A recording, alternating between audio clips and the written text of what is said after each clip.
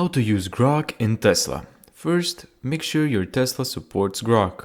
Before using Grok, your Tesla must have an AMD processor, software version 2025.26 or later, premium connectivity or a Wi-Fi connection, and you can check your processor by going to Controls, Software, and Additional Vehicle Information.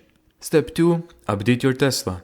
Tap Controls, Software, and install any available software updates. Grok is only available on compatible software versions.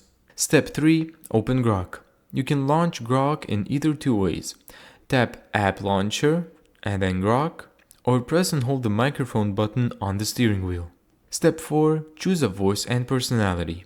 Select the voice and personality you prefer, such as Assistant, Storyteller, Unhinged, or other available options. These change how Grok responds during conversation. And then step 5, start talking to Grok. Ask Grok questions such as what's the weather today, tell me a joke, explain black holes, or find restaurants nearby. It responds hands-free while you're driving.